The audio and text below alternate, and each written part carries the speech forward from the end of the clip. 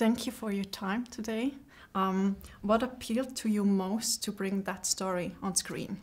Who starts? Do you start? You start. I start.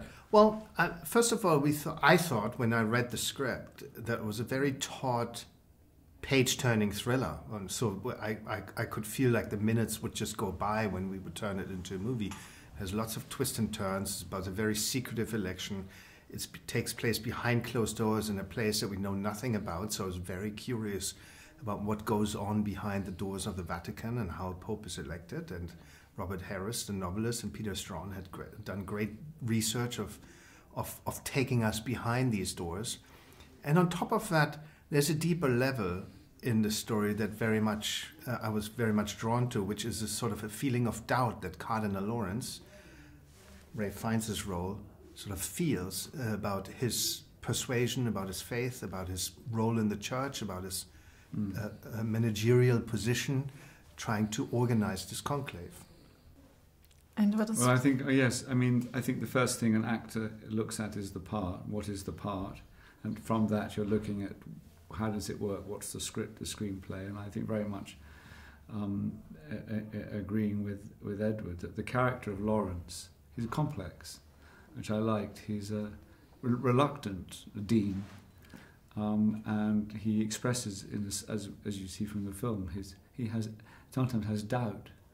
And I think the idea that the man running the conclave actually confesses to having doubts, and he confesses to another priest that he had thought of taking holy orders in a monastery and leaving this very ancient, archaic power structure. And like Edward, it was a thrill to read it. It was a page turner.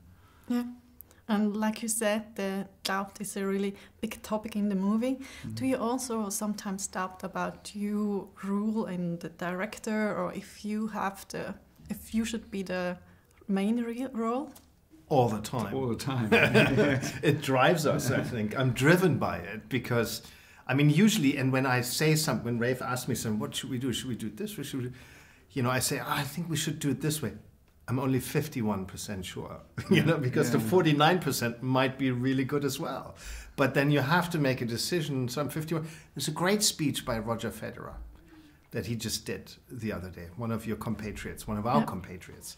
And he said, and in a tennis match, or in my career, I've won maybe 800 something games, Grand Slam games. So I was called a champion.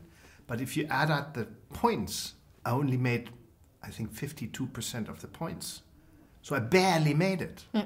Mm-hmm. Yeah. And that's kind of, I think, like someone told me this and it really got me through a movie. Because I said, if Roger Federer barely makes 52%, it's okay if I make barely 51%, Mm-hmm. So the 51% security in you, I mean, it's not movie making, it's just not a science, you can't prove it. And if we all knew how to do it, we would have tons of great movies. Mm-hmm. Unfortunately, we have, tons of bad movies and very few good ones. And we're going to make bad ones all the time. It's just will happen because there's no recipe. And there's some magic potion, it somehow works. So when we ask ourselves, like, is this the right path? We think it is. Do we know? No. Yeah. There's not a day, I think. I think it's the same as a director, but certainly as an actor. You leave a day's shooting, you're full of doubt.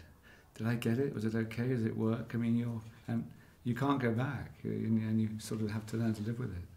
So yeah, sure.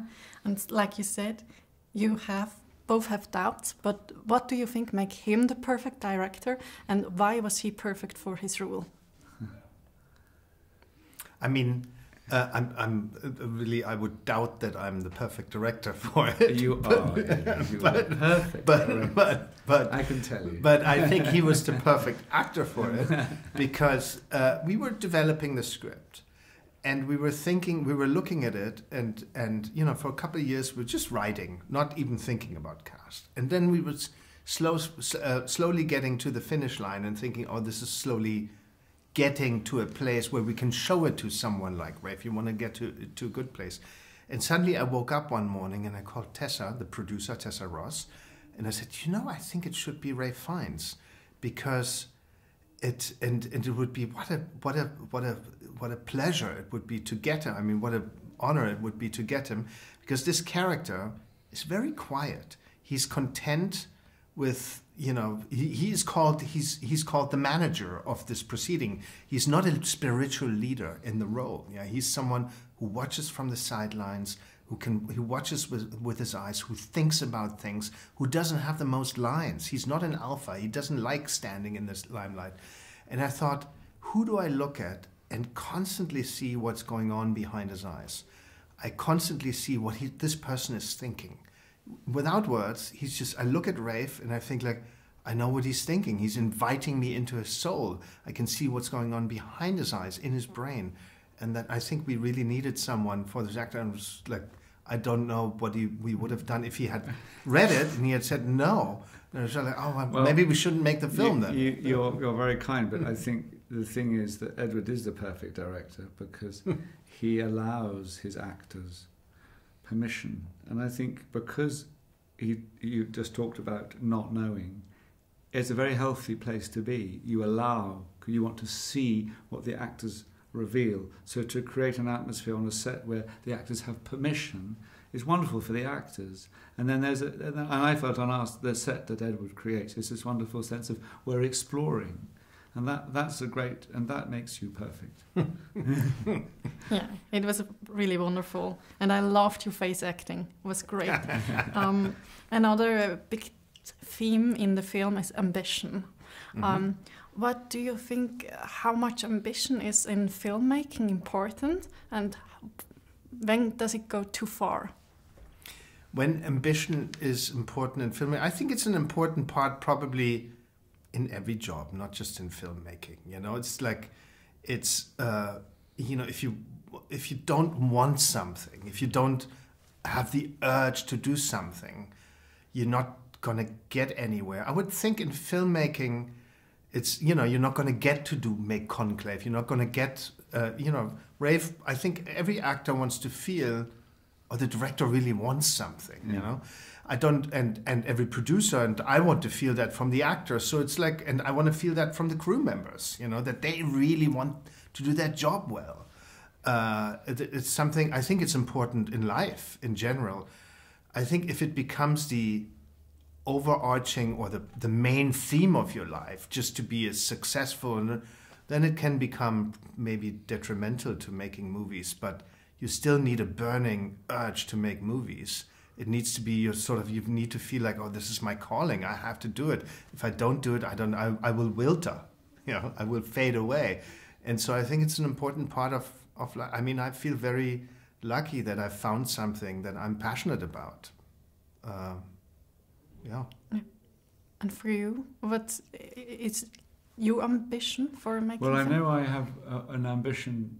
I always want it to be better, the work, to dig further. I always feel there's an ideal that can I do this really well? And then, of course, as to your earlier question, you don't know the answer, but the drive to, you know, I get offered a new part I'm excited about. I really want to do this well. I definitely have that ambition. I think, but after a few years of doing this, it's great to feel that hunger. But you also realise that, you know, you do your best, and the world may not receive it like that, or you may be disappointed by your own efforts, and that you're continually having to sort of readjust. I think you definitely want to come onto the set as an actor or a director with a sort of sense of real drive and purpose. Yeah. You want to be better. I think that's you know, you want to improve yourself in a way. That's my main ambition. I want to make the next movie. How can I get it? You know, how can I jump over the next hurdle? Yeah, and I think it's right to say that Conclave is not the easiest topic. Always when church is involved and religion, I think it's quite a hard topic. Did you have a lot of respect to go to that? Or was it an easy decision? Well, maybe you start on this one, because you impersonate a cardinal. Or I can start as well, whatever you want. To go into the story about the church. I didn't think it was hard. I mean, I think what I liked about the script, is it wasn't a simplistic takedown of the Vatican. I think Robert Harris who has laid the foundation, let's say, for this project.